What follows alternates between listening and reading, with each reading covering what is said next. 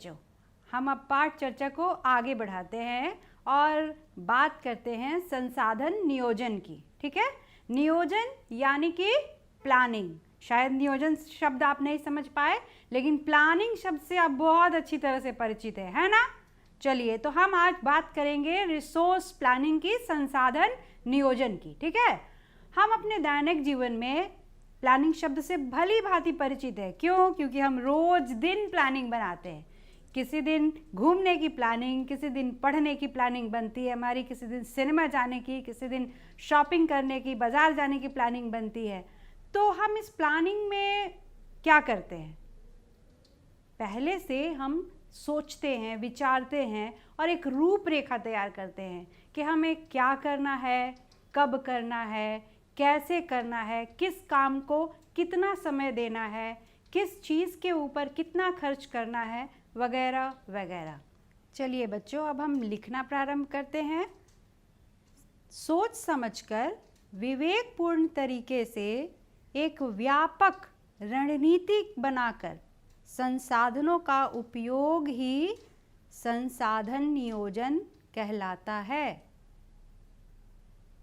मैं रिपीट करूं, सोच समझकर विवेकपूर्ण तरीके से एक व्यापक रणनीति बनाकर संसाधनों का उपयोग करना संसाधन नियोजन कहलाता है।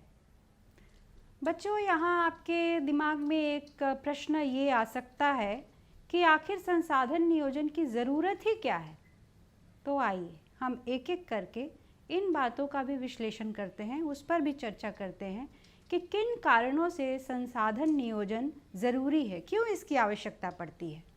तो सबसे पहला कि संसाधन हमारे या किसी भी देश के आर्थिक, सामाजिक, सांस्कृतिक या यूं कह ले कि सर्वांगीण यानी चौतरफा विकास के लिए आधार स्तंभ होते हैं। चाहे औद्योगिक विकास करना हो तो हमें खनिजों की आवश्यकता पड़ती है, यदि सामाजिक विकास करना हो तो शिक्षा का, स्वास्थ्य सेवाओं का, इस तरह से हमें इनको संसाधन के रूप में विकसित करना होता है। तो आप समझ गए कि देश के सर्वांगीण विकास के लिए संसाधनों की आवश्यकता होती है और ये उसके लिए आधार स्तंभ का काम करते हैं, इसलिए इनका नियोजित तरीके से उपयोग करना आवश्यक है। अब हम दूसरे बिंदु पे आते हैं। दूसरा बिंदु जो है वो ये कहता है कि संसाधन सीमित मात्रा में है। ठीक है, ये आपने पढ़ा होगा। किसी भी संसाधन के बारे में जब आप अपनी किताब में पढ़ेंगे तो ये देखते होंगे कि इस संसाधन का इतना स्टॉक है, अमुक संसाधन का इतना स्टॉक है, यानी उसका रिजर्व, उसकी मात्रा सीमित है। लेकिन संसाधन तो सीमित है, लेकिन हमारी जनसंख्या निरंतर लगातार तेज गति से बढ़ती जा रही है। संसाधन सीमित और जनसंख्या लगातार बढ़ रही है। तो अब क्या करेंगे?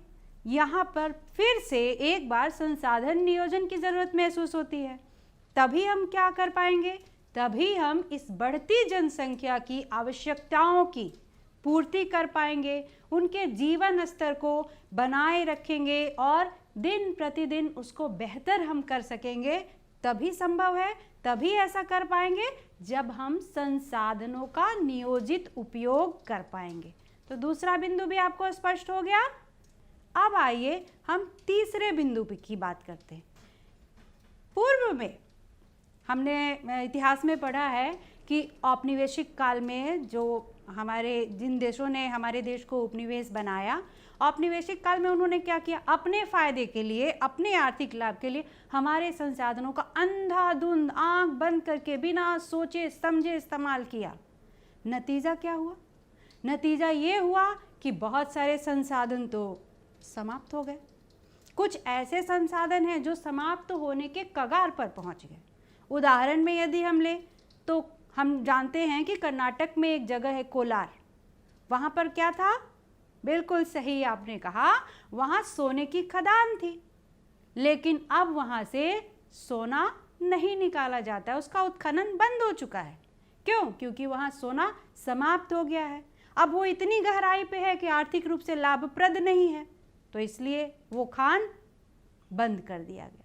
अभी आप लोग सुन रहे होंगे, आए दिन ये चर्चा आती है कि कोल और पेट्रोलियम, कोयला और खनिज तेल समाप्त होने के कगार पर है और हमें बहुत जल्दी ही इनके वैकल्पिक स्रोतों को खोज निकालना है। इसीलिए आप लोग देख रहे होंगे आजकल पूरे विश्व में बड़े पैमाने पर काम हो रहा है सौर ऊर्जा के विकास के लिए, वायु पवन ऊर्जा के विकास के लिए।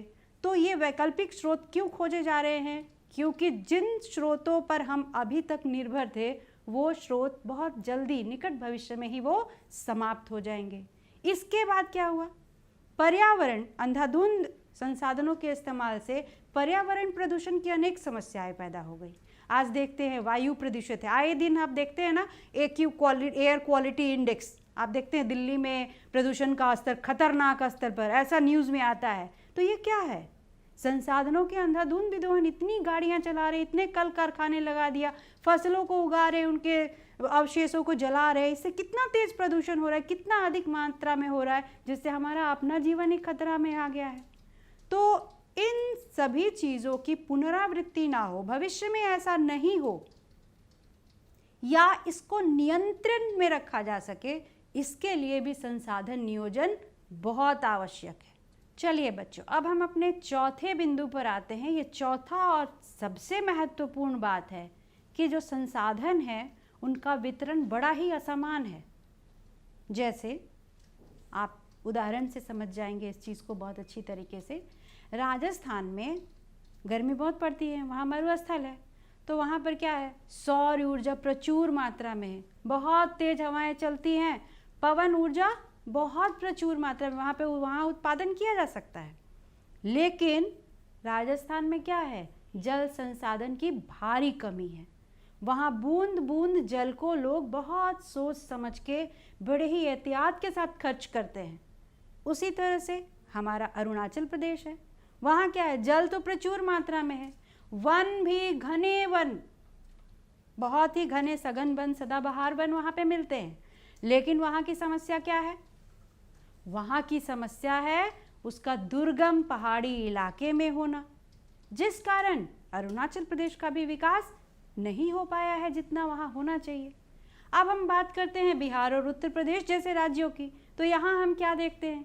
यहाँ जलोढ़ उपजाऊ मिट्टी तो भरपूर है, चूँकि ये गंगा के मैदानी इलाकों में आता है। लेकिन यहाँ की समस्या है यहाँ आने वाली बाढ़।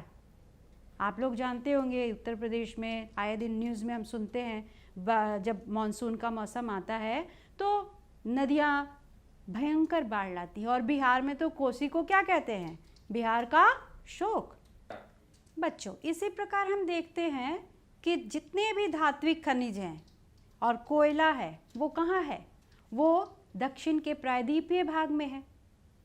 तो इस तरह से संसाधनों का असमान वितरण जो है विकास की राह में एक बहुत बड़ी चुनौती है। और इस चुनौती का मुकाबला कैसे किया जा सकता है? संसाधनों के नियोजन के द्वारा। आइए बच्चों, हम ये देखते हैं कि कैसे इन चुनौतियों को हमने पूर्व में संसाधन नियोजन के द्वारा दूर किया है। आइए बच्चों, भारत के मानचित्र की सहायता से हम ये समझने की कोशिश करते हैं कि किन क्षेत्रों में संसाधन नियोजन के द्वारा समस्याओं का निराकरण किया गया। इसके लिए हम चलते हैं यहाँ। ये आप देख पा रहे हैं, ये सतलज नदी है, यहाँ पर गोविंद सागर झील। यहाँ से आप देखेंगे तो एक पतली नीली रेखा आपको दिख रही होगी। ये नीली रेखा है यहाँ से निकली हुई नहर, जिसका नाम है इंदिरा गांधी कैनाल यानी इंदिरा गांधी नहर। तो आप देख पा रहे हैं कि यहाँ हिमाचल प्रदेश से ये पानी कहाँ पहुँचा? राजस्थान। और मैं अभी चर्चा के क्रम में आपको बता रही थी कि यहाँ जल सबसे बड़ी चुनौती थी। तो इस नहर के द्वारा इस पानी को यहाँ पहुँचाया गया और आज की तारीख में ये इलाका एक हरा भरा खेती से भरा हुआ प्रदेश बन चुका है। बच्चों, अब दूसरे क्षेत्र की चर्चा करते हैं। मैंने आपको बताया था कोसी नदी के बारे में, उसे क्या कहते हैं? बिहार का शोक। ये रहा हमारा राज्य बिहार, आप पढ़ पा रहे हैं इसको। और यहाँ पर आप देखेंगे तो ये है कोसी नदी। यहाँ पर भी बांध बनाकर कोसी नदी से आने वाले बाढ़ से उत्तरी बिहार के इस इलाके को सुरक्षित करने का प्रयास किया गया। तो बच्चों, अब तक हमने संसाधन नियोजन के 4 बिंदुओं पर चर्चा कर लिया। ये बताते हुए हमने चर्चा किया कि क्यों नियोजन आवश्यक है। अब हम आते हैं 5वें बिंदु पर।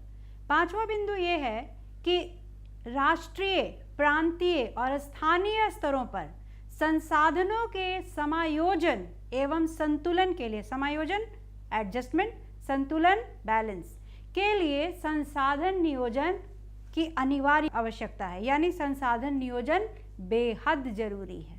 तो इन 5 बिंदुओं को आप पुस्तक में पढ़ेंगे, पढ़ करके आपको और अच्छी तरह से ये बिंदुएं समझ में आ जाएंगी और आपको साथ ही साथ ये भी स्पष्ट हो जाएगा कि संसाधन नियोजन क्यों जरूरी है।